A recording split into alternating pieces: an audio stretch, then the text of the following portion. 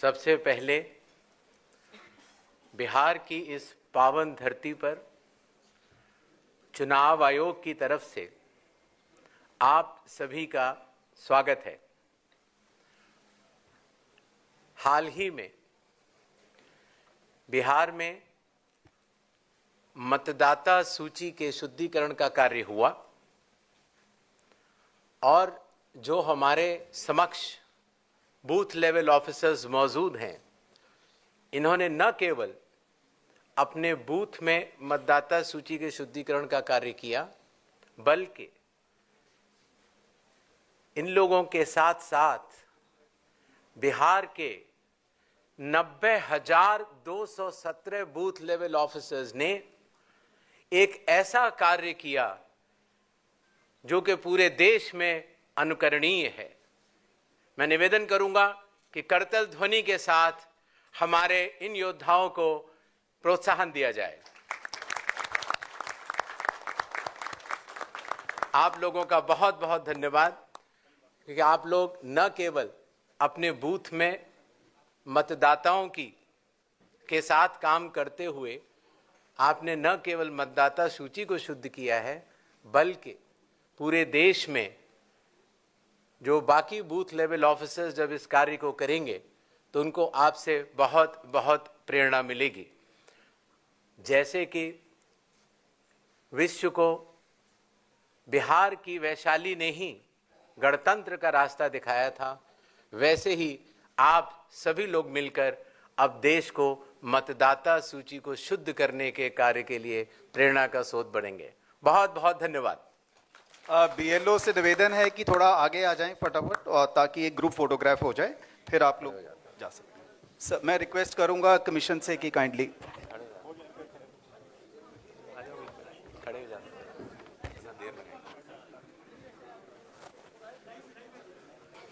मैं माननीय chief election commissioner sir Shri Gyanesh Kumar ji से निवेदन करता हूं कि वो अपना वक्तव्य दें।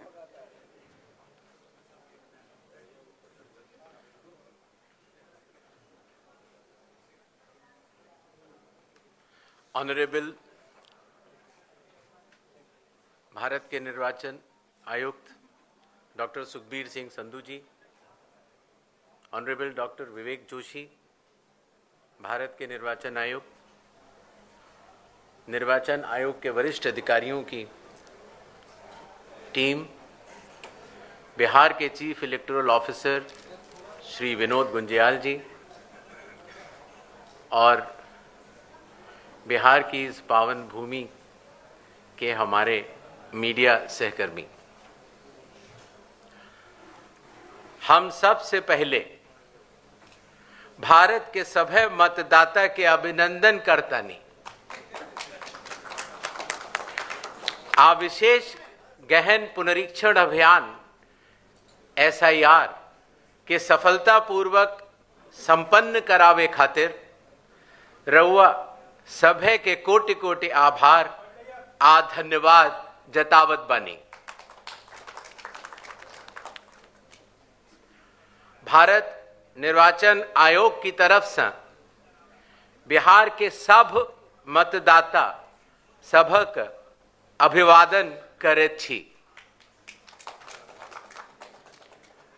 आपके माध्यम से मैं बिहार के सभी मतदाताओं से यह आह्वान करता हूं कि आइए, जिस तरह से हम अपने त्योहारों को उल्लास और श्रद्धा से मनाते हैं, और विशेष रूप से बिहार की छठ पूजा जैसे महान लोक पर्व को पूरे उत्साह व आस्था से मनाते हैं, उसी तरह से लोकतंत्र के चुनाव के इस महापर्व को भी उत्सव की तरह मनाएं। अपनी भागीदारी सुनिश्चित करें, जिम्मेदारी निभाएं और मतदान अवश्य करें। अपना भागीदारी पक्का करी, जिम्मेदारी निभाएं, आप वोट जरूर करें। धन्यवाद। अब हम आपके समक्ष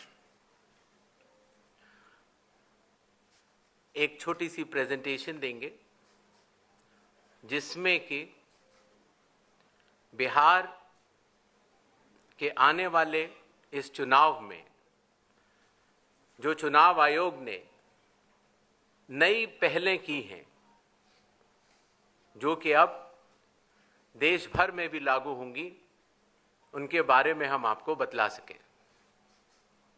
नेक्स्ट। बिहार में 243 जनरल कॉन्स्टिट्युएंसीज हैं, ST 2, ST 38। नेक्स्ट। बिहार के विधानसभा की कालावधि 22 नवंबर तक समाप्त हो रही है और उसके पहले ही चुनाव संपन्न होंगे। पूरी चुनाव आयोग की टीम पिछले 2 दिनों से बिहार में है। हालांकि इसके पहले भी हमारे वरिष्ठ अधिकारी पूरे बिहार का दौरा कर चुके हैं।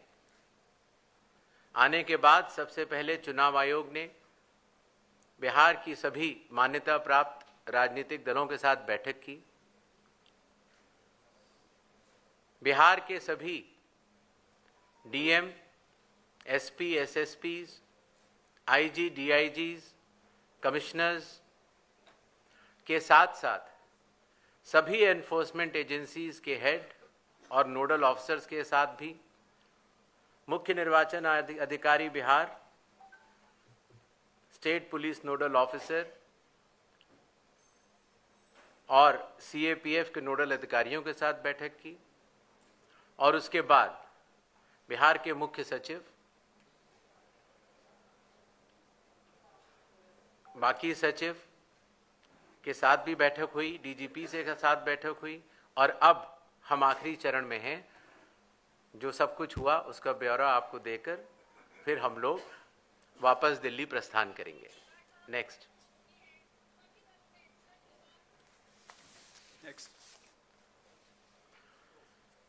बिहार से शुरू होने वाली कुछ पहलों में सबसे पहले परिशीलन, ट्रेनिंग। बूथ लेवल एजेंट्स की पहली बार चुनाव आयोग ने ट्रेनिंग की और बिहार के सभी बूथ लेवल एजेंट्स 1 की ट्रेनिंग कुछ माह पूर्व ही दिल्ली में संपन्न हुई। साथ ही साथ बूथ लेवल ऑफिसर्स की भी IIIDM में ट्रेनिंग हुई और अभी तक देश भर के लगभग 700 बूथ लेवल ऑफिसर्स और सुपरवाइजर्स की ट्रेनिंग पूरी की जा चुकी है। साधारण तौर से पुलिस ऑफिसर्स की ट्रेनिंग जिला या स्टेट में ही होती थी, लेकिन इस बार एक मानक के तौर पर उसको दिल्ली में भी ट्रेनिंग शुरू की गई। मतदाता सूची, इसमें सबसे बड़ी पहल रही विशेष गहन परीक्षण अर्थात स्पेशल इंटेंसिव रिवीजन। ये कार्य 24 जून 2025 से शुरू हुआ और कालावधि पूर्ण होने से पहले ही समयबद्ध तरीके से सभी मतदाताओं के सहयोग के साथ समाप्त हुआ। जो बूथ लेवल ऑफिसर्स, निर्वाचक पंजीयक अधिकारी जो इतनी मेहनत के साथ ये कार्य करते हैं, उनके मानसिक मोटिवेशन के लिए उनका रिन्यूमरेशन भी बढ़ाया गया। काफ़ी वर्षों के बाद ये पहली बार हुआ और ख़ास तौर से EROs और AEROs को पहली बार ऑनरेडियम देने की व्यवस्था की गई। पहले ये बात सुनने में आती थी कि वोटर कार्ड मिलने में बहुत देरी होती है, इसलिए चुनाव आयोग ने वोटर कार्ड के वितरण की हर चरण की एनालिसिस करते हुए अब उसको 15 दिन के अंदर हमारे मतदाता को मिल जाए, ऐसी व्यवस्था की। बूथ लेवल ऑफिसर्स को जब वो मतदाता के पास जाएं तो मतदाता उनको सुगमता से पहचान पाएं, इसलिए बूथ लेवल ऑफिसर्स के लिए भी फोटो आईडी कार्ड्स शुरू किए गए। कंडक्ट ऑफ इलेक्शंस, विकास की गति के साथ चलते हुए हर जगह ये समस्या मतदाता लोग बताते थे कि कई बार जब लाइन में खड़े होते हैं तो मोबाइल की आवश्यकता पड़ती है। आजकल मोबाइल कोई नहीं छोड़ना चाहता, तो इसलिए बूथ के कमरे के ठीक बाहर मोबाइल जमा कर कर अपना वोट देने के बाद ठीक बाहर आएं और अपना मोबाइल ले जाएं। ऐसी व्यवस्था की ट्रायल की जा चुकी है पिछले बाई इलेक्शंस में, और बिहार में ये पूरे राज्य में लागू होगा, सभी 90,000 पोलिंग बूथ पर। फिर एक बात ये भी समझ में आई कि जो मतदाताओं को वोटर इंफॉर्मेशन स्लिप दी जाती है, जिससे कि उनको पता लग जाए कि ये बूथ कहां पर है और अगर चाहें तो पहले भी जाके देख सकते हैं, उसमें बूथ की संख्या और पता बड़े फॉन्ट में, अगर आप देखेंगे इसमें तो लाल रंग से उसमें चौकोर किया हुआ है, तो बड़े फॉन्ट पर आप दूर से ही देख सकते हैं, जिससे कि आप अपने मतदान केंद्र में बड़ी सुगमता के साथ जा सकते हैं। इलेक्शन कमीशन ने टेक्नोलॉजी का सहारा कई वर्षों से लिया हुआ है। धीरे धीरे करते करते लगभग 40 एप्लीकेशंस बन चुकी थी, जिसको कि हर मतदाता को या स्टेक होल्डर को बार बार अलग अलग लोड करना पड़ता था। इसलिए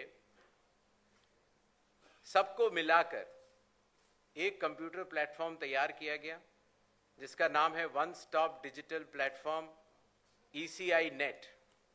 इसका प्रोग्रेसिव इंप्लीमेंटेशन अभी जारी है और बिहार में इसको लागू भी किया जाएगा, और इसके बाद भी अगर कोई काम बचेगा तो उसको पूर्ण करेंगे।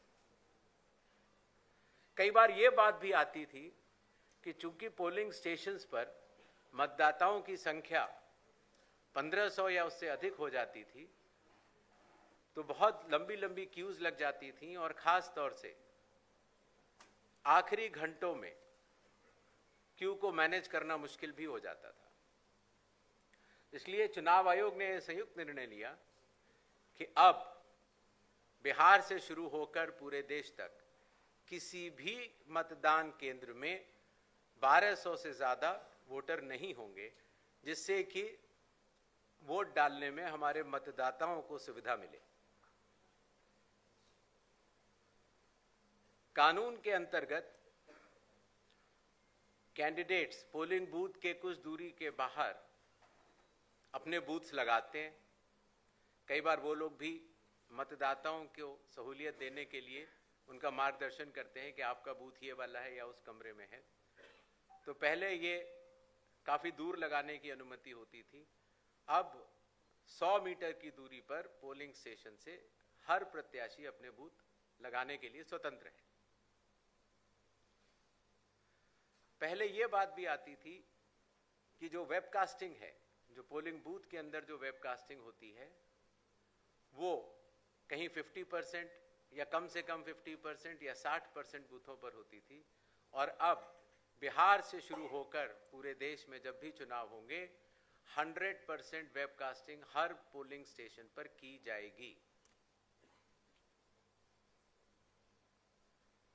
कई बार प्रत्याशियों ने यह बात कही कि जब ईवीएम पर जो बैलेट पेपर या कागज लगता है उसमें जो उनकी फोटो आती है वो ब्लैक एंड व्हाइट होती है, और इसलिए मतदाता को पहचानने में कई बार दिक्कत हो जाती है। हालांकि चुनाव चिन्ह तो रहता है, और साथ ही साथ ये भी बात आई कि सीरियल नंबर भी बड़ा होना चाहिए। तो इसलिए बिहार के चुनाव से शुरू करके पूरे देश में अब सीरियल नंबर का फॉन्ट भी बड़ा होगा, और प्रत्याशियों की फोटोग्राफ वो कलर्ड फोटोग्राफ लगाई जाएंगी। मतगणना।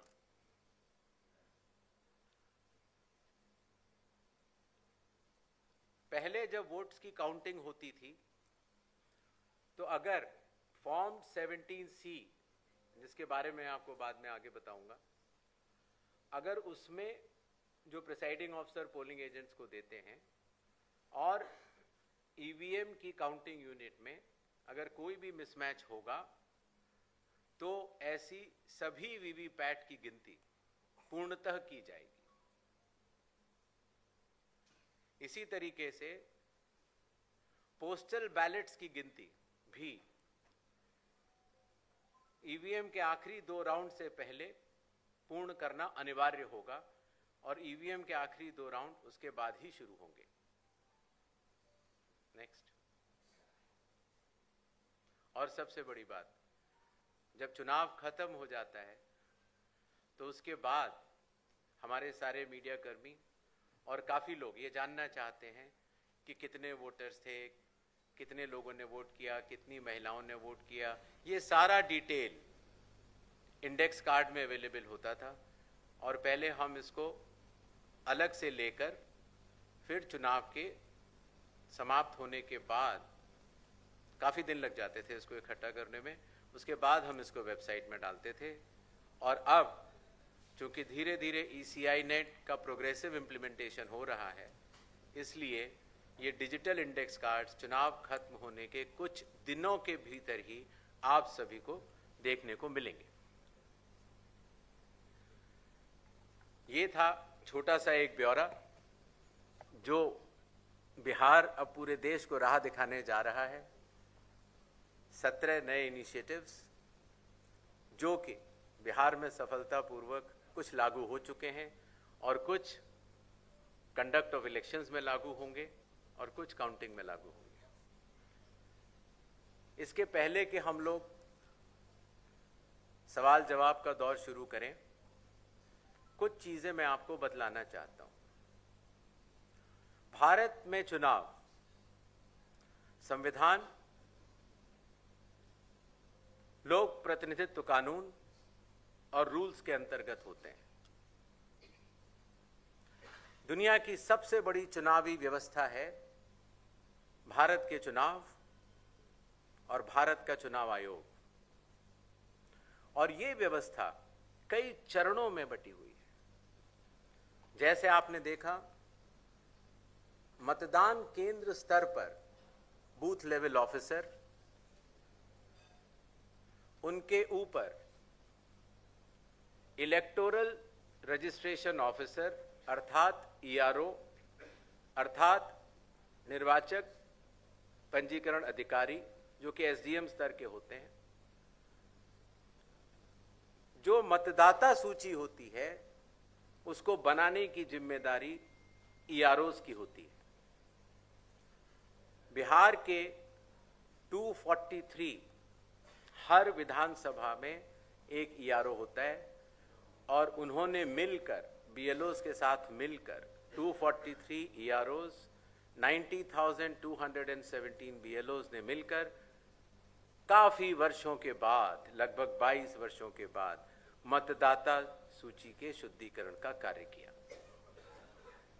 अगर ERO के निर्णय में किसी का मत, किसी का नाम अगर वोटर लिस्ट में ना आ पाए या किसी गलत आदमी का नाम आ जाए तो इसके ऊपर DM के पास अपील होती है, और अगर DM के डिसीजन में अगर कोई भी त्रुटि किसी भी मतदाता को लगती है तो उसकी अपील चीफ इलेक्टोरल ऑफिसर के पास होती है।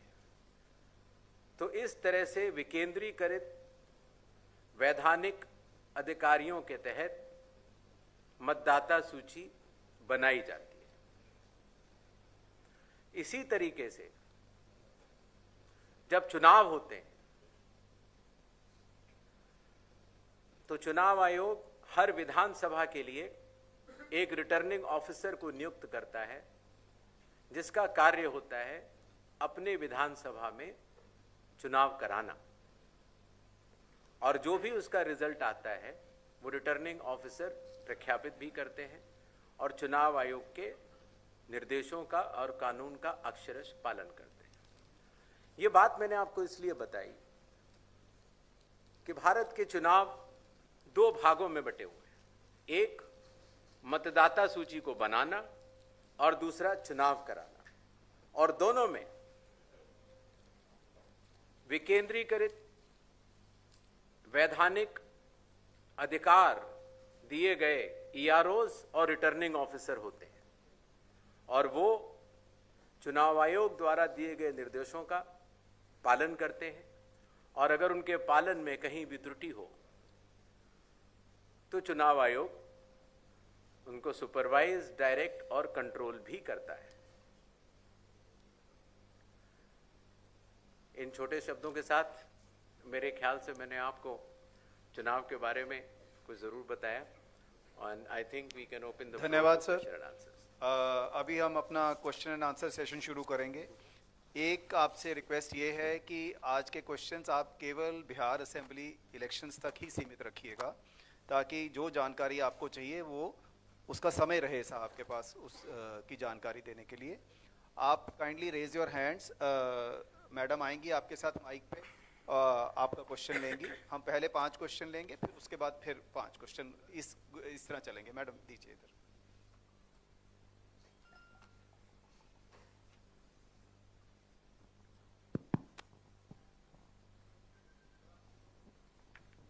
सर, मेरा नाम ब्रजेश मिश्रा है और मैं आईएनएस न्यूज़ एजेंसी से हूँ। सवाल ये है कि जिस तरीके से बिहार में शुद्धिकरण का काम किया गया और बहुत सारे आरोप लगे, तो और राहुल गांधी ने, नेता विपक्ष हैं, उन्होंने वोट चोरी तक का आरोप लगाया, और फिलहाल वो कोलंबिया घूम रहे हैं। ऐसे में आप कितना सीरियस उनके आरोपों को लेते हैं, और उनके एटम बम, नाइट्रोजन बम और हाइड्रोजन बम से आयोग कितना घायल महसूस कर रहा है? नेक्स्ट क्वेश्चन इधर दीजिए मैडम। सर, आपने एसआईआर कराया, लेकिन कई सारे मेरा नाम मनीष है, मैं डिकोडर से हूँ। आपने एसआईआर बिहार में कराया, इतना बड़ा जाइगेंटिक टास्क था। कई सारे इलेक्शन एक्सपर्ट्स, एनालिस्ट, जिसमें आपके फॉर्मर सीईसी हैं, उन्होंने कहा कि ये जो पूरा एक्सरसाइज है, इतने बड़ा एक्सरसाइज इलेक्शन बाउंड स्टेट में 4 महीने पहले कराना, ये इलेक्शन कमीशन का इनकम्पिटेंस है, उन्होंने ऑन रिकॉर्ड कहा। दूसरे कई लोगों ने कहा कि ये 50 सालों में चुनाव आयोग के द्वारा सबसे वर्स्ट डिसीजन था। कुछ लोगों ने ये भी कहा कि ये इनकम्पिटेंस प्लस मोटिवेटेड डिसीजन इसलिए रहा कि इसमें कुछ सेक्शंस ऑफ द सोसाइटी को जानबूझकर एक्सक्लूड करने की कोशिश की गई। So what is your response to, how do you respond to these charges of incompetence plus motivated decision? दूसरा मेरा एक ये है कि आपने please let's restrict to 1 question, we'll come back to you, no problem. इधर दीजिए, ये साहब बैठे।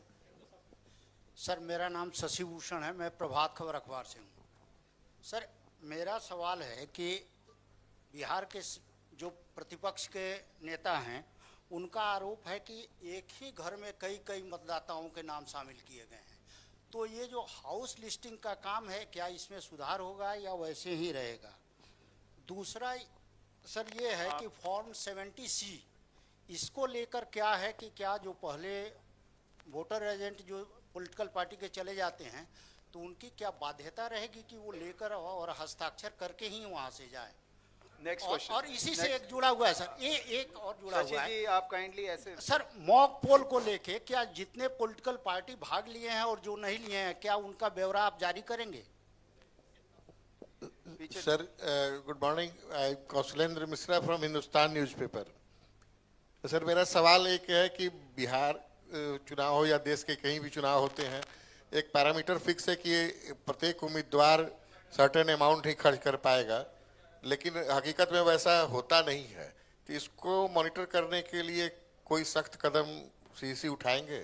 और दूसरा सर एक सवाल है, सर सवाल ये था कि एक पैरामीटर फिक्स है कि 40 लाख विधानसभा में खर्च कर पाएंगे उम्मीदवार, तो उससे अमूमन एक्सीड ही करता है, ये नॉन फिगर है, ये बातें हैं। तो इसको मॉनिटर कैसे सुनिश्चित कराएंगे आपकी लिमिट में वो खर्च हो। दूसरा सर, एक इसी से जुड़ी हुई सवाल है कि हमारे कई उम्मीदवार हैं, कई पॉलिटिकल पार्टियां मान्यता प्राप्त आपके यहाँ से हैं, जिनके उम्मीदवार बहुत पुअर बैकग्राउंड से आते हैं, उन पे छोटे मोटे अपराध के मामले भी होते हैं। तो क्या वैसे उम्मीदवारों के लिए जो 3 अखबारों में या ये पब्लिश करने की बाध्यता है, उसमें भी कोई आप रिलैक्सेशन देने जा रहे हैं? Thank you. हाँ जी, बताइए। सर मैं रजनीश जी, बिहार झारखंड से। और सर एक सवाल है कि जो बिहार सरकार अभी जो गणना कराई थी यहाँ पे, उसमें सेक्स रेशियो जो है 914 था प्रति 1000 पुरुष पे महिलाओं की जो संख्या, और अभी आपकी ओर से जो SIR हुआ है तो उसमें ये संख्या घट गई है। तो क्या महिलाओं के नाम कटे हैं ज़्यादा या फिर जुड़ नहीं पाए हैं प्रॉपर? इसमें जो अंतर है, इसमें क्या वजह है? Sir Brajkishore Dubey, next round. Sir Brajkishore Dubey, please please अभी आंसर लीजिए, फिर नेक्स्ट राउंड में सर एक सवाल ले लिया जाए। आते हैं हम, नेक्स्ट राउंड में आते हैं आपके पास, नो प्रॉब्लम। सबसे पहले 17C के बारे में बतलाना चाहूंगा, मॉक पोल और 17C। हर मतदान केंद्र पर मतदाताओं द्वारा मतदान होने से पहले एक मॉक पोल होता है, और मॉक पोल में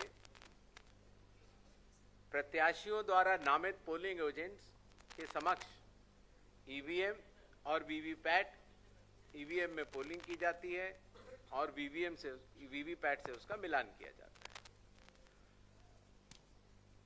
मॉक पोल करना आवश्यक होता है जिससे कि पारदर्शिता का अनुभव हमारे प्रत्याशियों के पोलिंग एजेंट्स भी कर सकें। इसीलिए आपके माध्यम से ये मैं जरूर कहना चाहूंगा कि बिहार के आगामी चुनावों में जो जो प्रत्याशी खड़े हों वो अपने बूथों पर अपने पोलिंग एजेंट्स जरूर नामित करें। इसी तरीके से जब मतदान पूर्ण हो जाता है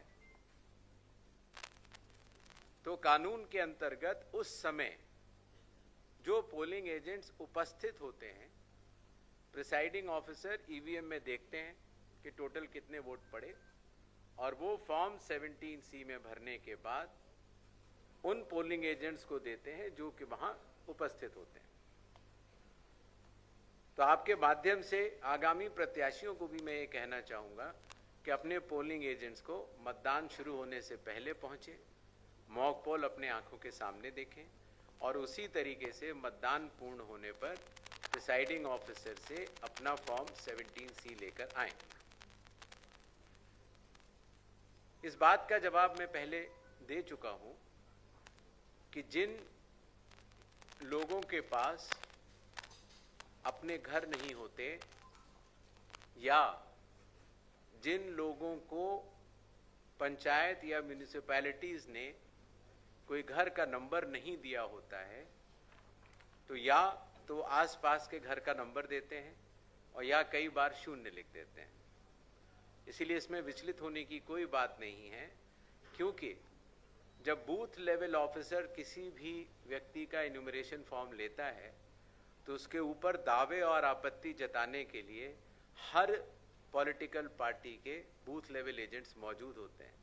और मुझे आपको बताते हुए बड़ी खुशी हो रही है कि बिहार एक ऐसा राज्य है जहां पर 1,60,000 से भी ज्यादा बूथ लेवल एजेंट्स राजनीतिक दलों ने नामित किए। जहां तक स्पेशल इंटेंसिव रिवीजन चुनाव के पहले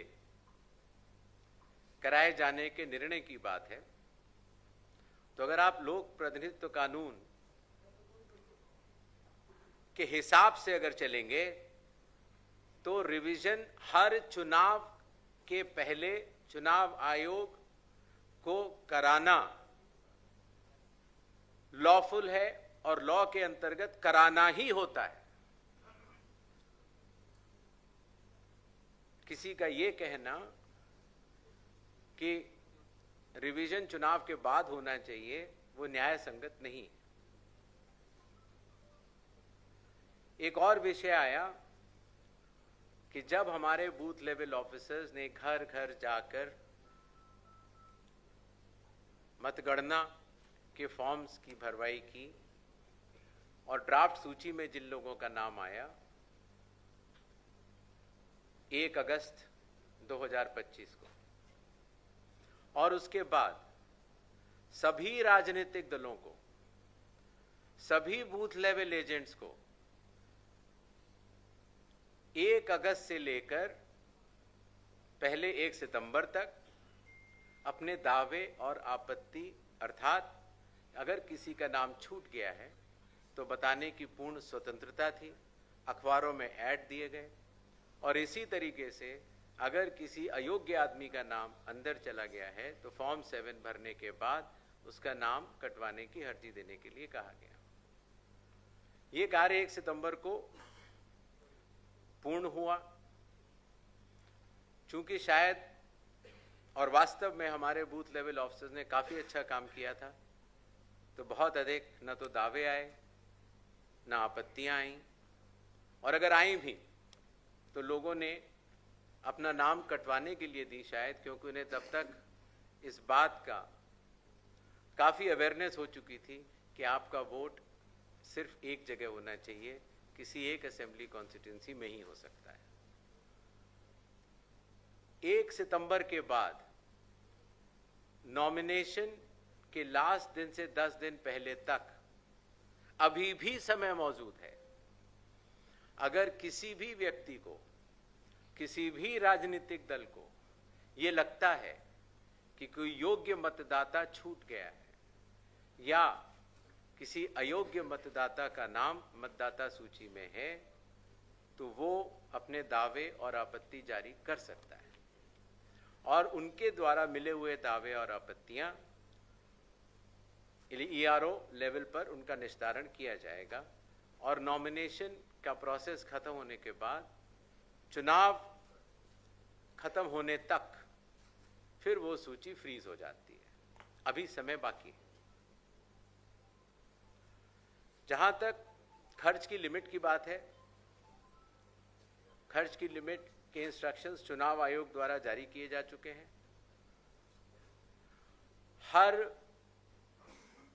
जिले में एक एक्सपेंडिचर ऑब्जर्वर की भी नियुक्ति की गई है, जो कि राजस्व सर्विसेज से होंगे, और वो एक्सपेंडिचर का लेखा ब्यौरा रखेंगे। क्रिमिनल रिकॉर्ड के लिए कोई छोटा बड़ा नहीं है। आप कैसे भी प्रत्याशी हों, कमीशन के निर्देशों के अनुसार जो भी प्रक्रिया का पालन करना है आपको अखबार में बताना है या पब्लिक को बताना है कि ये क्रिमिनल रिकॉर्ड है, वो बताना अनिवार्य है।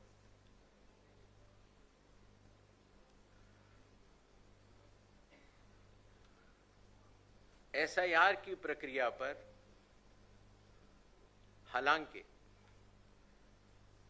सोशल मीडिया पर कुछ बातें कही जरूर गई, लेकिन एक ये बात भी सत्य है कि बिहार के लगभग 7 करोड़ 42 लाख मतदाताओं ने इसका स्वागत भी किया है और बढ़ चढ़कर हिस्सा लिया है। इसीलिए आपके माध्यम से बिहार के सभी मतदाताओं का मैं बहुत बहुत धन्यवाद भी करना चाहता हूं।